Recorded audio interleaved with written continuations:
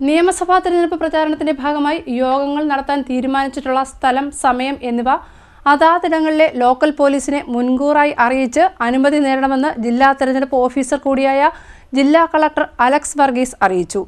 മാതൃകാ പെരുമാറ്റച്ചട്ടത്തിലെ നിർദ്ദേശങ്ങൾ പാലിക്കണമെന്നും കളക്ടർ പറഞ്ഞു.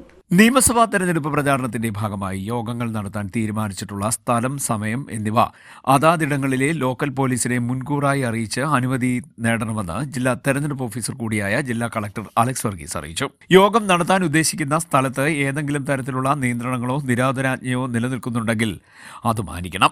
ആവശ്യമെങ്കിൽ നിയന്ത്രണത്തിൽ നിന്നും ഒഴിവാക്കുന്നതിനായി ശരിയായ സമയത്ത് അപേക്ഷ നൽകുകയും വേണം. യോഗങ്ങൾക്ക് ഉച്ചഭാഷിണി പോലെയുള്ള സൗകര്യങ്ങൾ ഉപയോഗിക്കുന്നതിനും മുൻകൂർ അനുമതി തേടണം. യോഗങ്ങൾ അലങ്കോലമാക്കാൻ ശ്രമിക്കുന്നവരെ നിയന്ത്രിക്കുന്നതിനായി പോലീസിന്റെ സഹായം തേടേണ്ടതാണ്.